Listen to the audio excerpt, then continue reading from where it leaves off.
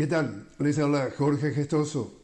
En el programa de hoy, las cumbres iberoamericana y del G20 con otro notable invitado, Sebastián Salgado, analista geopolítico directamente desde La Plata, Argentina.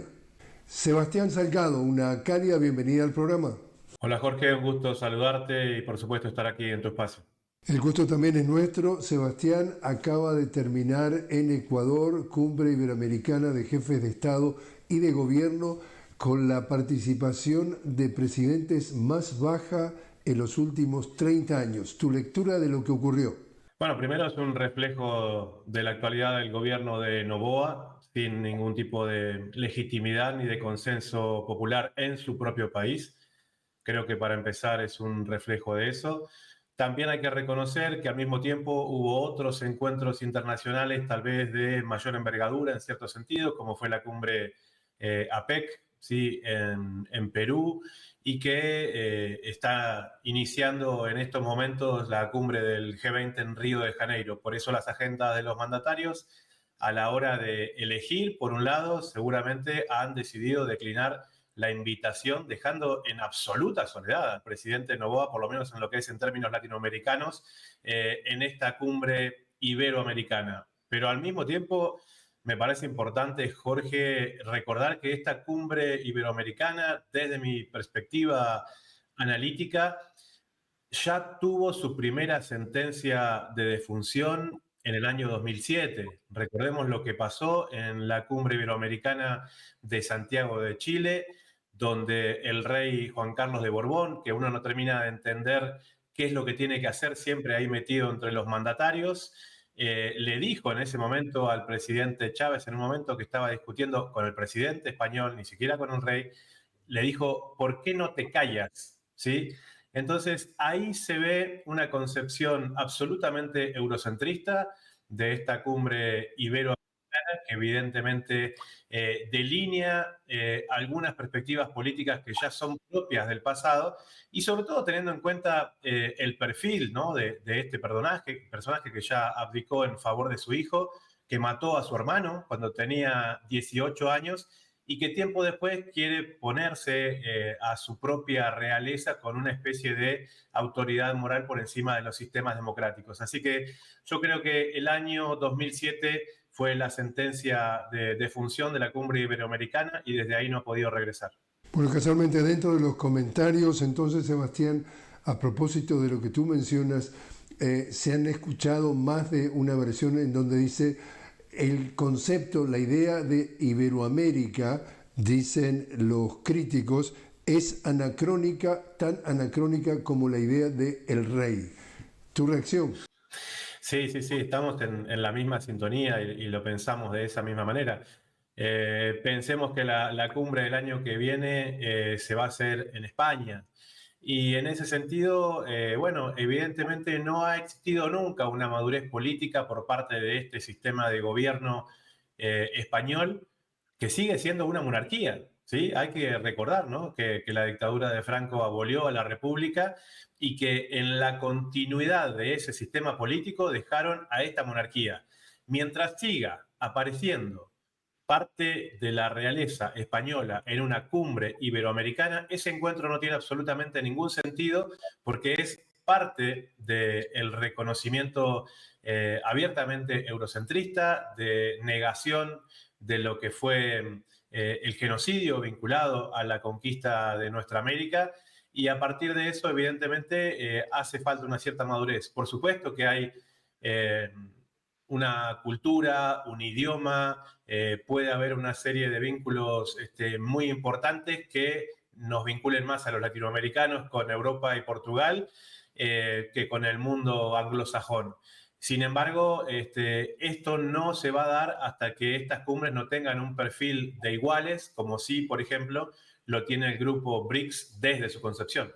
También desde el punto de vista del desarrollo de esta cumbre iberoamericana, las críticas le llovieron también al presidente Daniel Noboa, que centró demasiado la temática sobre sus problemas y no necesariamente, digamos, con un abanico más abierto de lo de Iberoamérica. Y dentro de lo que tiene entre manos, la papa caliente que tiene entre manos es crisis económica, crisis política, crisis de inseguridad, crisis carcelaria, crisis con su vicepresidenta. ¿En qué situación política está Noboa cuando estamos a pocos meses, estamos hablando de febrero del 2025, elecciones presidenciales, que quiere hacer las dos cosas al mismo tiempo, quiere ser candidato y presidente, y cuando le dicen que no, la Constitución no lo permite, empieza a maniobrar, a manipular para tratar de incluso de saltar ese obstáculo? El bananero Noboa tiene muchos temas de los que hablar. Creo que habría que empezar hablando de los encarcelamientos extrajudiciales, como es el caso de Jorge Glass. Recordemos ese ataque intempestivo, Jorge, contra la Embajada de México, sacándolo de ese lugar. Eso fue prácticamente un acto de guerra. Entonces, ¿qué respeto van a poder tener otras grandes naciones con el Ecuador ante ese tipo de acciones? Cuando se los invita después a una cumbre como esta. Recordemos también en anteriores gobiernos, pero que tienen esa misma línea política, lo que fue la entrega de Julian Assange a las autoridades británicas, después de que había estado en la Embajada de Ecuador durante tanto tiempo. A Noboa no le quedó otra opción que tratar de utilizar a la cumbre iberoamericana como parte de su plataforma electoral, vamos a decir. Y en ese sentido, bueno, es un nuevo fracaso, evidentemente, porque como vos decís, la agenda vinculada a la seguridad, a la pobreza, a los cortes de energía muy serios que hay en Ecuador, intentan captar la atención de un mensaje esperanzador que a todas luces es inviable en una supuesta continuidad de ese gobierno. También lo que estamos detectando es que, y tú conoces mejor que nadie América Latina, que los medios hegemónicos del Ecuador, y acá estamos hablando de los canales de televisión Ecuavisa y Teleamazonas, de los diarios El Universo y El Comercio, frente a toda esta debacle que vive el gobierno de Noboa, empiezan algunos de ellos a separarse porque ya empiezan a detectar que este es un barco que se hunde y entonces están eventualmente evaluando apostar a otro candidato de derecha frente a la elección presidencial. ¿Has escuchado o has leído o has interpretado algo de esto? Sí, sí, por supuesto, pero al mismo tiempo hay que recordar que lo están haciendo un poco tarde. De todo lo que es el conglomerado de medios corporativos intentando sostener eh, a personalidades vinculados a las corporaciones y a los grupos de poder dentro de un gobierno, hemos visto muchos ejemplos en América Latina. Aquí en Argentina tenemos los nuestros sosteniendo a Milei, y antes lo hicieron con Macri. Pero en el caso de Ecuador, Jorge, para mí fue demasiado extremo. Cuando hace casi un año realizaron una puesta en escena de un supuesto grupo comando que tomaba un noticiero y que sacaban una falsa dinamita con una mecha que querían prender para hacer explotar todo, y ahí los supuestos presentadores pidiendo por su propia vida cuando se suponía que seguían transmitiendo todo eso en vivo. Las personas como vos, que tienen una larga trayectoria en medios internacionales, yo también tengo la mía, sabemos que eso no pasa, de que eso es imposible, de que basta que una persona en un control, digamos, presione un botón para que eso no salga al aire. Entonces, se evidenció una puesta en escena vinculada a temas de seguridad, creada, ¿sí?, por los medios corporativos para llevar adelante lo que ellos necesitaban hacer como una especie de estado de sitio al estilo Bukele en El Salvador. Entonces, este corrimiento que intentan hacer ahora los medios ecuatorianos es tardío, es mentiroso y me parece que va directamente en contra de su propia credibilidad si es que quieren mantenerse como espacios de noticias e información. También antecedentes. Acá estamos hablando de que durante 10 años, desde 2007 al 2017, un gobierno progresista de Correa, de Rafael Correa, hizo avanzar el país en todos los frentes de calidad de vida, de seguridad, en cuanto a economía, en cuanto a disminución de la disparidad. lo traiciona, según Correa, quien él propuso como candidato a la presidencia, Lenín Moreno, se da vuelta como una media y en 6 meses al llegar al poder hace un plebiscito, se transforma en un neoliberal, pero no solamente eso, sino empieza a perseguir a todo el equipo de Correa, tanto es así de que Glass justamente está terminando preso, Correa y su equipo, muchos de ellos fuera del país, y al mismo tiempo de esto vienen también sucesivos gobiernos neoliberales, estamos hablando de Guillermo Lasso y ahora de Correa, de Noboa. En ese sentido, el norte está detrás de todo esto porque en el caso de la elección de que ganó entonces Guillermo Lasso, le sacaron al último minuto un invento con un fiscal colombiano que venía a denunciar que había financiado el candidato del correísmo, estamos hablando de Andrés Arauz, financiado las FARC. Y ahora en el último capítulo de esta saga, a este señor Noboa llega al poder gracias a que 10 días antes de la elección que venía ganando el correísmo, matan a un candidato villavicencio y lo culpan al correísmo. ¿Qué podría pasar entonces, Sebastián, de aquí a febrero? ¿Qué carta de la manga le podrá sacar el norte para seguir entonces el neoliberalismo al frente de Ecuador?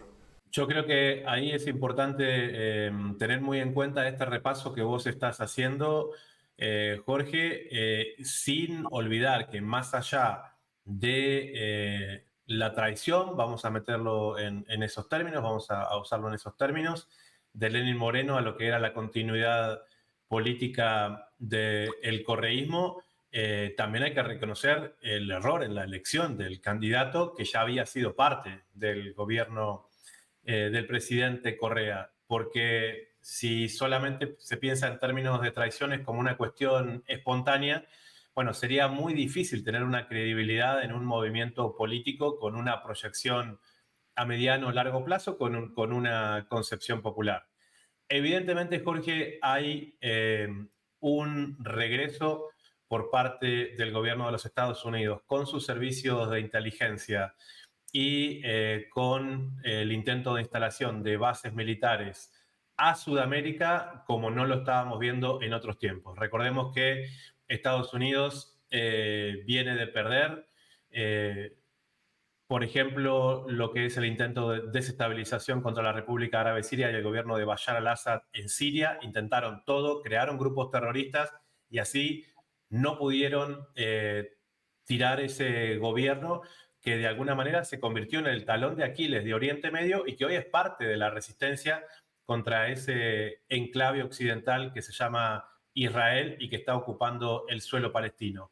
Pierden ahí, pierden en Ucrania a través de la OTAN en sus intentos de atacar a la Federación Rusa en territorio ucraniano, y lo que lógicamente ellos están viendo como un futuro a través del cual no tienen resistencia militar y, hay que decirlo y reconocerlo, lamentablemente, hay un nivel de injerencia cultural en nuestra región sin precedentes. Bueno, hay un regreso real. Recordemos que el presidente Correas logró rescindir el contrato de la base militar de Manta y ahí están regresando en este momento porque el presidente Noboa ya mandó al Congreso un proyecto de ley para que se puedan establecer bases militares en este país, que es parte de la consulta, y esto es importante, es parte de la consulta para las elecciones presidenciales que vienen ahora en Ecuador. Y en ese sentido, ahí también puede haber una trampa interesante, porque en esta consulta, por sí o por no, si la ciudadanía está de acuerdo con que se instalen bases militares en Ecuador, no dice de dónde. Interesante sería ver que el referéndum diga sí, pero que después gane algún candidato vinculado a los países BRICS, por ejemplo, que son el mayor grupo emergente económico del planeta en este momento. Y si ese referéndum dijo que sí, bueno, evidentemente habrá que decidir cuál es la bandera que estaría sobre esas bases militares. Pero es cierto también que ya desde el anterior gobierno de Lasso, del financista Lasso, que convirtió a Ecuador también en una especie de juego financiero vinculado al narcotráfico perverso realmente, ya hay movimientos militares en Galápagos, ¿sí? Esa isla que debería ser un santuario natural, reservado para la humanidad, es víctima también de la ocupación militar por parte de Estados Unidos y ya han puesto la mirada nuevamente sobre la base de Manta. Por eso es importante seguir muy de cerca lo que está pasando en Ecuador, porque es uno de los países neurálgicos en lo que es esta proyección geopolítica de nuestra región. Sebastián, te invito a hacer una pequeña pausa. Estamos hablando con Sebastián Salgado directamente desde La Plata, en la provincia de Buenos Aires. Sebastián, analista geopolítico. Estamos hablando de la cumbre iberoamericana que acaba de terminar en precisamente Ecuador. Y cuando regresemos hablaremos, Sebastián, te invito a hablar sobre esta nueva cumbre del G20 que comienza hoy en Brasil. Ya regresamos.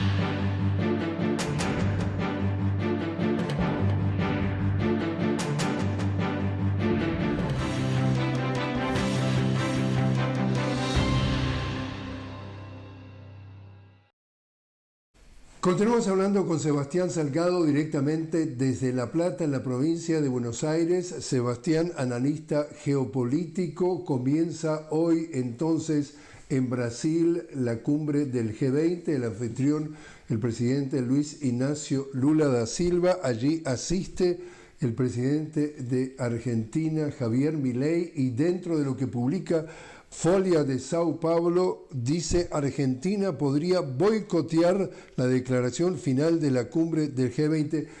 ¿Qué pasa con este señor Milei? Bueno, evidentemente Milei es una creación que están padeciendo la mayoría de los argentinos y argentinas, Jorge, que en términos geopolíticos, bueno, evidentemente muestra un nivel de injerencia externa en nuestra Cancillería sin precedentes. Primero, tuvimos una canciller, Diana Mondino, que generó una serie de acuerdos con los británicos vinculado a las Islas Malvinas para generar acciones vinculadas a la investigación científica, que en sí esto revestiría, vamos a decir, una connotación positiva, ¿no? Bueno, se van a investigar en los mares y demás. El problema es que hacerlo de manera conjunta reconoce la ocupación británica en las Islas Malvinas, y esto es un juego perverso de la continuidad de lo que en Argentina se conoce como el Pacto Forador y Duncan, que empezó con el gobierno de Macri y que por eso las principales organizaciones de soldados excombatientes de Malvinas, que fueron parte de la guerra de 1982, iniciaron un juicio contra la ahora ex canciller Mondino por incumplimiento de funcionario público y traición a la patria. Sin embargo, hace pocos días el presidente Milei la ha destituido por votar en contra del bloqueo de Estados Unidos contra Cuba, o sea, por votar a favor de Cuba, como históricamente lo hizo la República Argentina, de votar en contra del bloqueo contra la isla. Y eso sirvió de excusa para el presidente de Milei de poner al embajador argentino en los Estados Unidos, el señor Wertheim, un mega empresario, una de las personas más ricas de la República Argentina, uno de los financiadores de la campaña de Milei, una persona vinculada a la secta judía Chabad Lubavitch de Nueva York, una secta judía que tiene muy serias investigaciones vinculadas a unos túneles que hay debajo de la principal sinagoga en la ciudad de Nueva York, en donde se encontraron una serie muy amplia de artefactos vinculados a niños y a bebés, de las cuales no han podido dar explicación. Ese es el perfil del nuevo canciller que acaba de asumir en la República Argentina, absolutamente vinculado a Israel, a los intereses israelíes, en este contexto justamente en que el ente sionista está generando este genocidio sistemático contra el pueblo palestino desde hace más de 75 años, pero por sobre todas las cosas después del 23 de octubre, después del 7 de octubre del 2023. Y las primeras cosas, Jorge, que hizo el canciller, el señor Wertheim, que hay que decirlo, ni siquiera juró su cargo, él prometió poniendo su mano derecha sobre la Torá. el principal libro de la liturgia judía. Habría que hablar con los constitucionalistas argentinos a ver qué tipo de validez ha tenido ese nombramiento inédito en la República Argentina. Y el señor Wertheim tomó 2 o 3 decisiones en la primera semana. Argentina, único país del mundo que votó en las Naciones Unidas en contra de un reconocimiento de las Naciones Unidas a los pueblos originarios vinculados a sus medicinas ancestrales, para que los pueblos originarios puedan también utilizar su conocimiento, su sabiduría y su cultura vinculado a la salud. Todos los países de la ONU votaron a favor, menos Argentina, con el nombramiento de este señor. Otra votación en la ONU sobre la defensa de las mujeres y las niñas en Internet, ¿sí? Por el acoso y el asedio que sufren las mujeres y las niñas en Internet, un sistema para que proteja a esta población. La República Argentina votó en contra. Hace pocos días se estaba dando adelante la COP29 vinculada al cambio climático, como vos sabés, en Bakú, la capital de Azerbaiyán. Argentina retiró su delegación. Argentina retiró su delegación para no aprobar absolutamente nada. Por eso lo que están diciendo los medios brasileños tiene mucho asidero. Sabemos que el presidente Milei ha hecho una serie de acusaciones sin ningún sentido contra diferentes mandatarios. Al presidente Petro le ha dicho comunista asesino, al presidente Lula le ha dicho otro tipo de cosas similares, y que por tanto, así como él dice que es un topo metido dentro del Estado argentino, también el presidente Milei puede ser un topo vinculado a las organizaciones que tengan presencia de países latinoamericanos como el nuestro propio, porque hay que recordar que una de las primeras medidas que tomó Milei fue sacar a la Argentina de los BRICS, que había sido, vamos a decir, el último y único, tal vez, acierto del presidente Fernández en la última parte de su gobierno. Por eso no va a haber una reunión bilateral entre el presidente Milei y el presidente Lula. Sí se van a ver las caras por primera vez y de alguna manera estas acciones que estamos viendo con la nueva impronta de Cancillería se pueden ver reflejadas también en el G20. Entonces se está cumpliendo prácticamente un año de la llegada al poder de Milei. ¿Qué podemos, Sebastián, esperar de la política exterior de la Argentina en el resto del mandato y si llega al resto del mandato? Ahí, Jorge, yo creo que está la principal derrota que ha sufrido el pueblo argentino, porque nobleza obliga, hay que decirlo, el presidente Milei en su campaña decía: mi referente político internacional es Margaret Thatcher, aquella primer ministra británica que mandó a bombardear al buque Ara General Belgrano en el contexto de 1982, antes de que empezara el conflicto bélico, por fuera, ¿sí?, de la zona de exclusión de la guerra, que fue hundido por un submarino nuclear británico. La persona que dio esa orden es la referente política de Javier Milei. Javier Milei metió en la Casa Rosada, en el mítico balcón de donde el presidente Perón daba los discursos hace pocas semanas, a Boris Johnson, el primer ministro que hoy anda vendiendo libros por el mundo y que Milei lo reunió en la Casa Rosada y le dijo que parte de su agenda era que le ayude a conocer a Mick Jagger, el cantante de los Rolling Stones. Marca abiertamente en qué lugar pone a la República Argentina. Pero más allá de todas las decisiones, hay dos temas muy importantes y que a quienes seguimos estos temas nos preocupan muchísimo.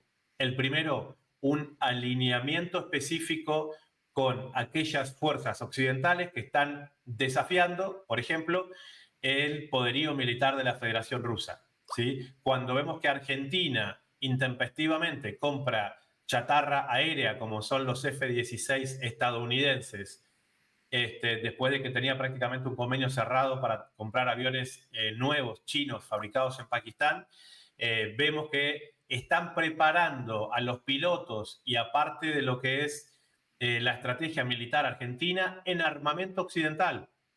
Entonces, le están haciendo comprar a Argentina su propio entrenamiento para utilizar a su ejército en las guerras de Occidente. Y eso es tremendamente peligroso.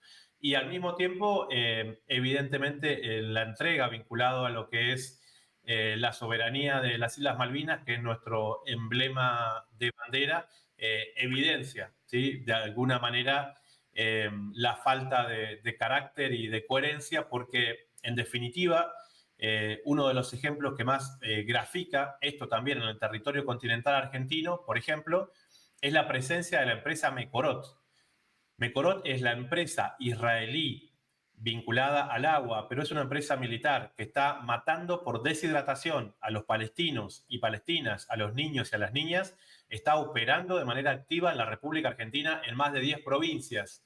Entonces, hay algunos proyectos que llaman muchísimo la atención, como es el proyecto de las Provincias Unidas, que marcan un enfrentamiento con la capital, un enfrentamiento con Buenos Aires, que es como el puntapié inicial de la balcanización de la República Argentina.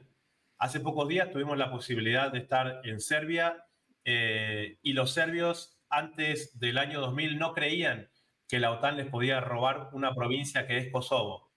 En Argentina creen que eso no es posible. Sin embargo, esos procesos los vemos ir avanzando de una manera muy frontal, muy fuerte. La empresa Mekorot es una expresión de todo eso y lamentablemente estos no son temas que estén como parte de la agenda de los medios en la República Argentina y por lo tanto no se están debatiendo.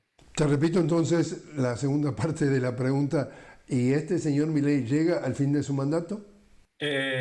Lamentablemente hay que decir, Jorge, que las principales fuerzas de la oposición no están planteando abiertamente un juicio político.